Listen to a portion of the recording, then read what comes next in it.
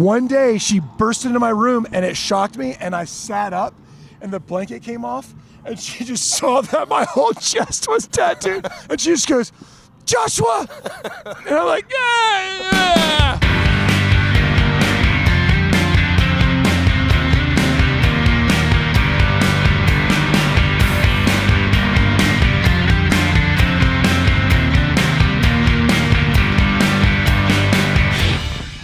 What's up, everybody? This is Josh. And Jesse. We're from Stick to Your Guns. Pew, pew.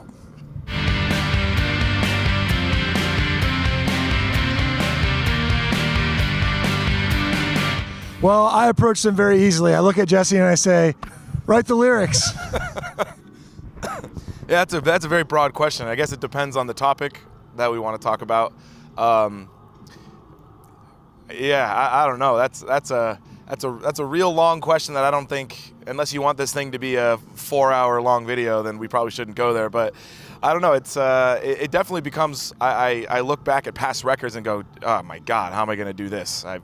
I've said so many things. What else can I possibly say? But I always find something. Something always happens. Yeah, exactly. It's usually when we're in the studio. Exactly. And then we'll be recording the song. I think a lot of times I see we'll be in the studio tracking a song and a light bulb will go off on his head. Totally. And he'll have one phrase and then he'll run away to the kitchen and then come back and go, check this shit out. And everyone's like, fuck yeah. There you go. Perfect. Yeah.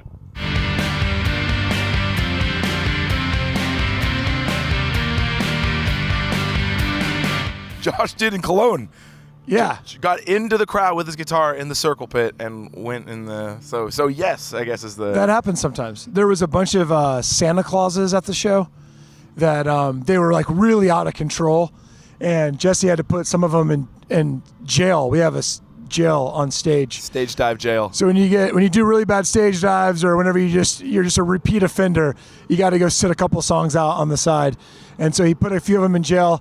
And then once they had served their sentence and were released back into Gin Pop, I think a hat came up on stage, and then I was a Santa, and then I felt like I needed to go with my fellow Santa brothers and get in the pit with them.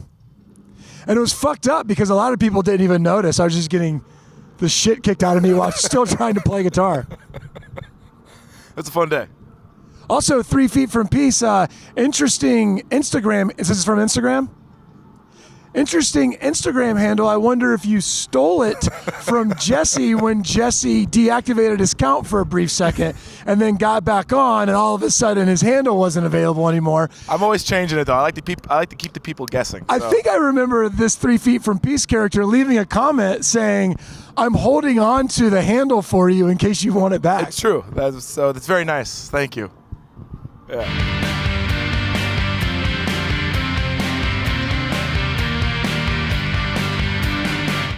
Take on Me by Aha. Yeah, Aha, Take on Me. That's the song that we really love right now. So maybe we will. Maybe I'll cover it at the acoustic set. I don't know. We'll see. It's possible.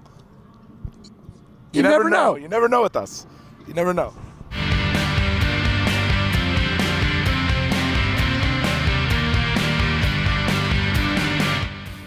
Mexican food. Yeah, same. As soon as I get home from every tour, usually I leave the airport and I don't go home. I go directly to this little taco shack called Cactus. And then Jesse meets there and we bathe each other in horchata. Yep. Well, with Mexican food, you really only have a few ingredients that can be prepared a few different ways. Especially as a vegan, you only have a few things, yeah. I'm not vegan and there's still only a few ingredients, but burritos, tacos, quesadillas. All of it. You're looking for something specific? Mulitas. Does burrito count as a specific item? Number 5 burrito from Cactus Taqueria on Vine in Hollywood, California. That's my favorite. With an ice cold red can of Coca-Cola. Yeah. Because we're corporate pigs.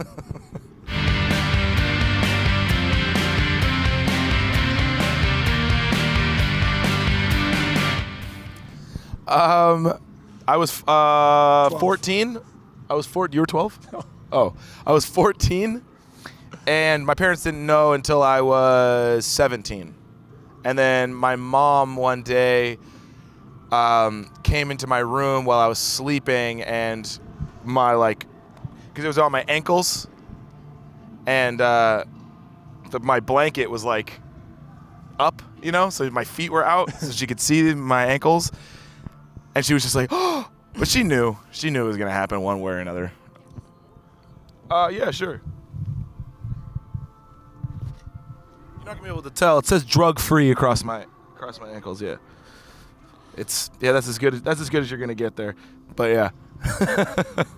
I was 17. I made a fake ID, and I went to the tattoo shop, and the guy looked at me right before he tattooed me, and he said, "Hey, can you do me a favor and go to the gas station and give me a pack of cigarettes?" And then he goes, "Wait, you're 18, right? You better fucking be 18." And I was like, "Oh, yes, sir." And so then I had to go find someone to buy the pack of cigarettes so I could pull off that I was 18. And then, so I was 17, and I pretty much had like a half sleeve done before my mom found out. And my mom and I have an interesting relationship, and there was a day where we were really getting along, and I was thinking, man, my mom's being so cool right now, I bet I could even tell her she wouldn't even care. Fucking idiot. And so I was like, Mom, you know what? If I tell you something, you promise you're not going to get upset? And she goes, absolutely not. I'm not going to promise you shit. Or she probably said crap. And I go, well, I got a tattoo. And I pulled my sleeve up, which I can't on this shirt, but it was like all of this. And then she just goes, so disappointed in you.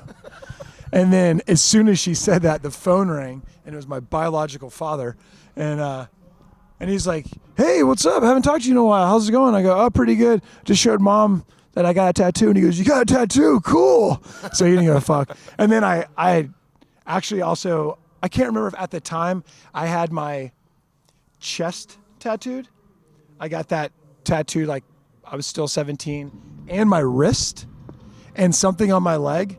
And I would wear wristbands around my mom, making her think that it was like a trend. And one day, yes, like a sweatband, like I was playing tennis or some shit. And it's insane that I've never heard that story from you, because one day she burst into my room and it shocked me, and I sat up and the blanket came off, and she just saw that my whole chest was tattooed, and she just goes, Joshua! And I'm like, yeah. But years later, once I was fully covered, she was like, you know what? She was like, I'm really proud of you. Even though you look the way you look, you turn out to be a responsible young man. So I feel like I helped change her views about tat daddies. Yeah.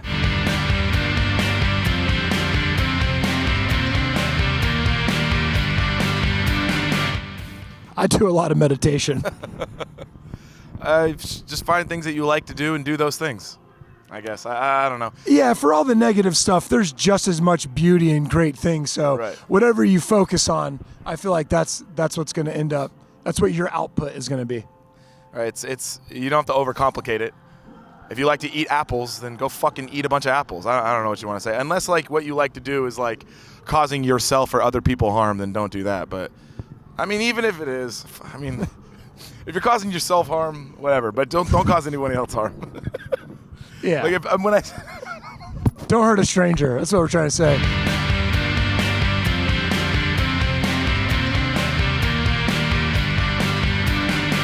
Probably. You never know. You never know. Probably.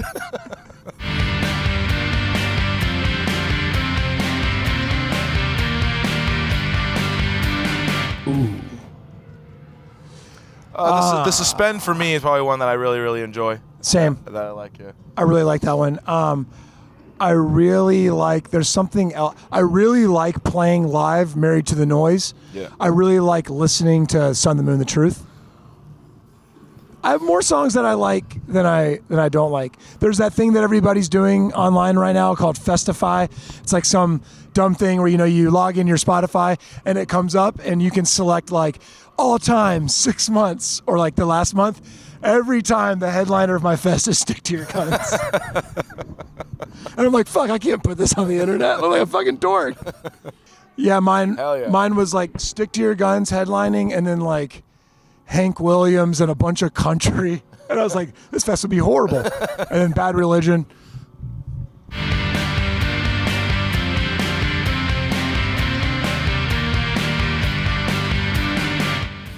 Why?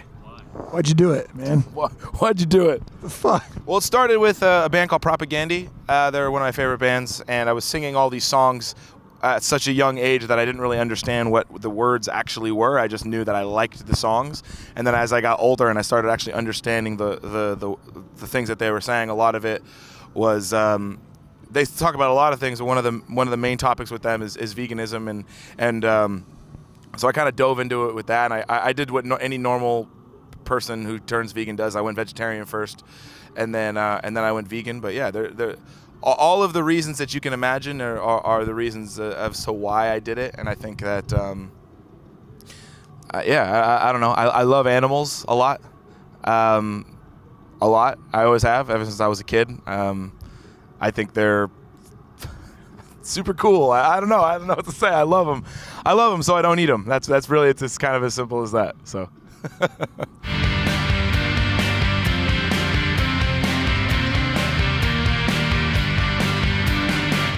These are some deep questions.